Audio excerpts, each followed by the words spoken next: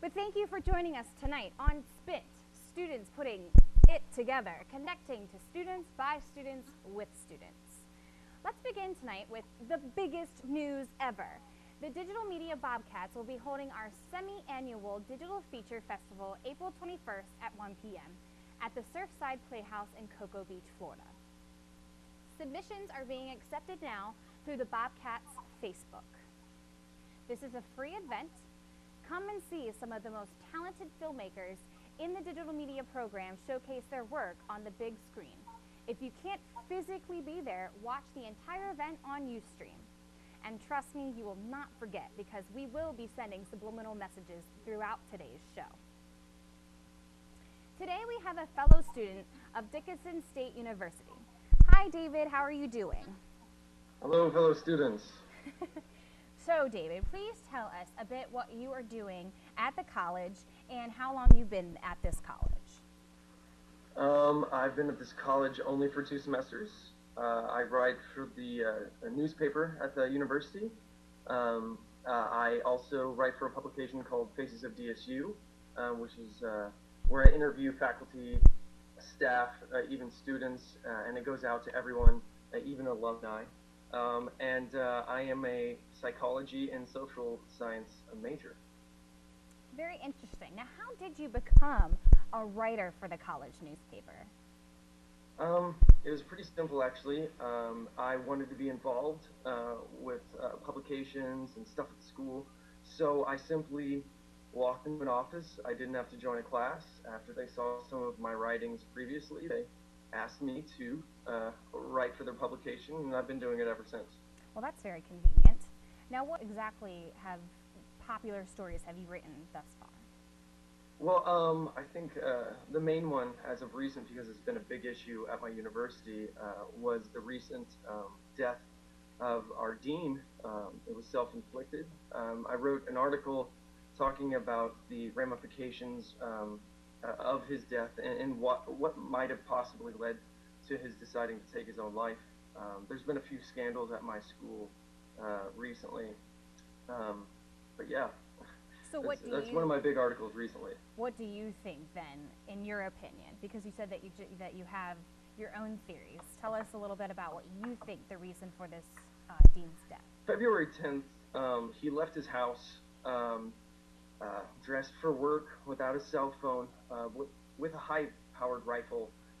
He walked on foot to a local park and ended his own life. I experienced this personally, in the sense that I tried to go to class and I was escorted off the campus by police because they weren't sure what he was going to do with his rifle. Oh, wow. So until basically they found his body, we were all on high alert and unable to go to the campus itself. So. Now, did you know this dean personally, or were you afraid for your life because it could have been turned into something like a Columbine or something? Instead of a student, it'd be a teacher. Or a Precisely. The very strange thing that I wrote about in my article is coming up on this Friday, 2 weeks in advance. I knew that these audits having to do with these scandals were going to come to light. And I knew that things were going to be intense, but I truly did not think that this was going to happen. Now, I did not personally know the dean. I'd seen him in the halls. We have a relatively small university, but having spoken to the people that worked with him in his office, they did not see this coming at all. Mm-hmm. So, but really, the events that came forth, I called in my article a journalist bonanza, mm-hmm. if you will, and essentially there's systemic scandals throughout the campus, having to do with money, having to do with diplomas, having to do with inflated enrollment numbers. Mm-hmm. Truly, it was a very big issue, but I had to be very quiet until that Friday, because I didn't have any real documentation to really quote, so it was mostly hearsay. But that Friday was really far bigger than anyone had ever thought it would be, outside the scandals. Now, you keep saying scandals, scandals, scandals, but can you give us kind of an insight as to what kind of scandals were going on at this state university that could maybe cause this gentleman to take his own life? Um, there are three basic ones. First of all, upwards of $25,000 was missing from a sports fund for the volleyball team and the basketball team. They don't know where that money went. A part of that scandal was after our president, who has been fired and put into court for some of his allegations of inflating numbers, which is another scandal, he said that high school students that attended an event at the college were members. So we were able to get more money for the university. But after that president was let go, certain sports students, athletes, if you will, came into offices, started asking, "Hey, where's my check? What do you mean?" Basically, they were getting money under the table and indiscriminate amounts that people aren't sure of. Now, I'm sorry to interrupt you, but nothing personal, but it's not like Dickinson State University is this huge university. Like, what makes your athletes better than any of the other athletes at other universities? Why aren't they getting? You're like, really, it's about the niche. I've written an article as well, which is great that you've said this. I wrote an article about why I don't understand why we have sports, and this is before I learned about these scandals. At my very small university, I think money could be spent on academics. That's my personal opinion, but I think that Dickinson State is trying to make a name for itself. So it's trying to use its cash reserves in order to make a name and maybe move up in certain levels of divisions. So they do that there are other scandals. The other scandal essentially is the largest one, the one that hit international news. I mean, it's absolutely massive. Chinese students specifically were promised degrees for a small amount of time, a year, and that's illegal because you can't get a degree in that amount of time. So they wanted to get international students to come to this university, spend their money, so their population is larger, and essentially, once audited, all these students, whom I know personally, they no longer can get a diploma. And in my article, I noted that no American student would ever go to a college and spend money on a college, especially around the world from their home, if they could not get a diploma. So this was essentially, I used the word in my article, fraud. It's fraudulent what Dickinson State has done. And I do note, though, however, that the fraudulent persons in the event are being replaced. And so we're moving past it, but it's a big issue for many of the students at our university because we have a very, very large international population. Okay, that's interesting.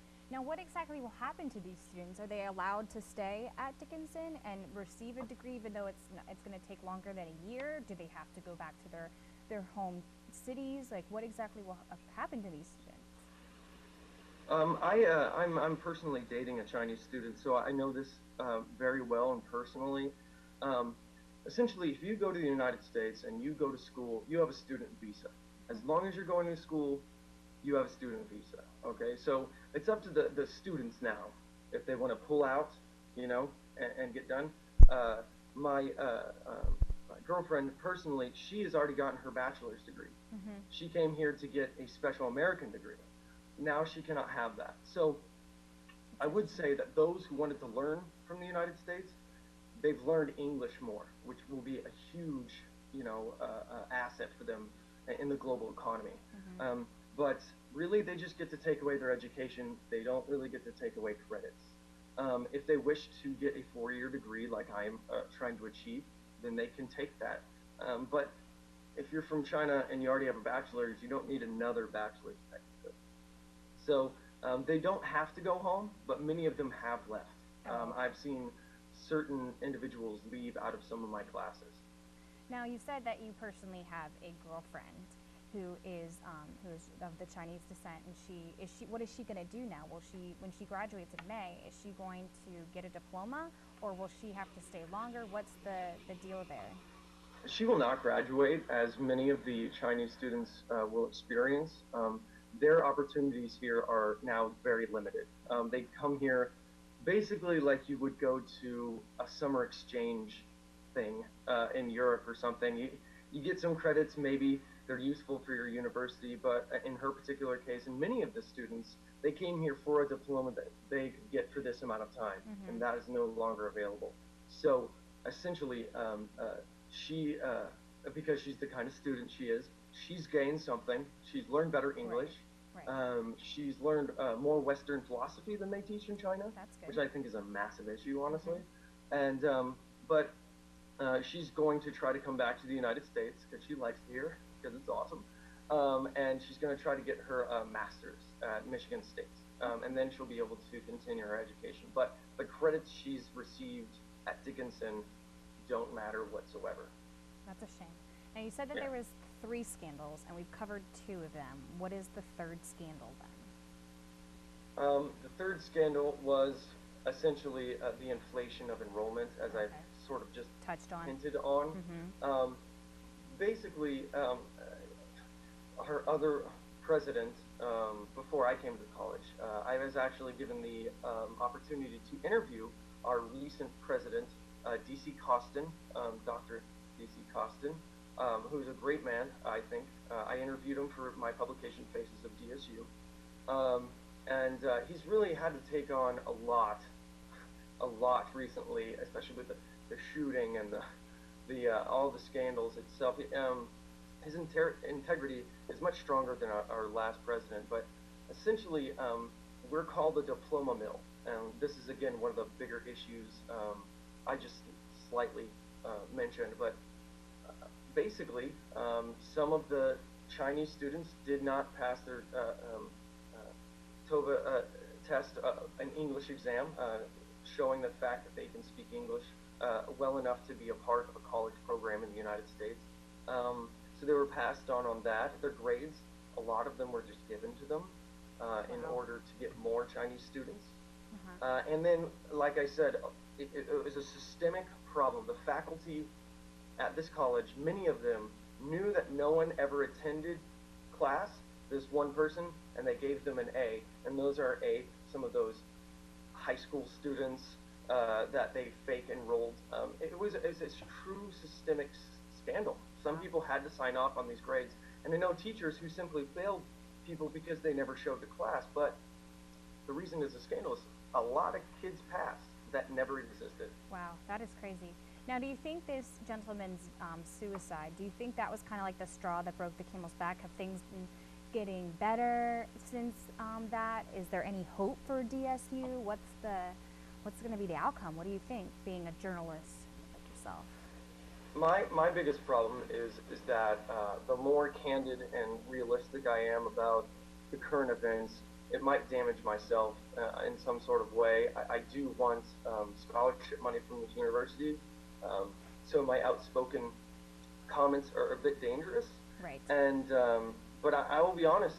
In my article, I called the college fraudulent. I think we are moving past this. Me personally, I'm afraid of being a part of a diploma mill. I'm afraid of possibly being hurt by the reputation of Dickinson. Okay. So, I mean, the Chinese kids, they get nothing, but again, even the Americans, we suffer as well. Okay. Now, how exactly did you publish this article? Because as you would say, it is kind of an outspoken article. Is it through the paper? Did you go to the actual news source in your community? What was the way you published it? I published this at our university's paper. Not to sound, I don't know, prideful, but I'm one of the lead writers on the paper because my eloquence on very controversial issues, even though I say rather controversial things. We are not funded by Dickinson State. We are self-funded, so it doesn't matter what Dickinson State actually wants. We are just simply their newspaper. So I'm protected by that kind of clause, if you will.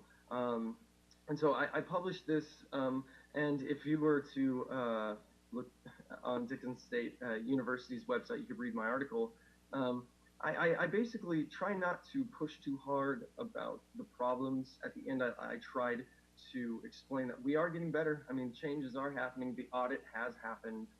I don't think that there's going to be more problems like this in the future because there's so much pressure on our faculty and so much scrutiny from the federal level Right. because there are serious fraudulent behavior. Mm-hmm. But as for me, I'm not really sure if I want to be a part of the campus anymore, and I'm not very sure that I'll be able to, if I wanted to, write much more negative sort of documentation about the university. Because of this article? Because first of all, there's not much more I can say. Okay. This is a national news subject, and so I have to leave it alone, especially with the suicide. Yeah. There's, in my opinion, there's a lot of strange ends to this that I don't understand. Most people don't kill themselves with rifles. Most people don't dress for work. Most people, and I've been told this, he fell asleep watching the television the night before. I would imagine that before you hurt yourself, you have restless nights. Oh, so There are a lot of strange questions to it because I can't get any more information. I am not, CSI or anything like that. There's not much more I can really remark on it other than the ongoing audits, and we've had 3 so far. And I think there's going to be more that comes to light, but really I'm just a small fish in a very large pond when it comes to news. Well, we appreciate you coming on and telling us about your article and the problems and concerns you have at DSCU. It was a pleasure having you. But Thank you. Thank you again for joining us today on Students Putting It Together. See you all at the festival.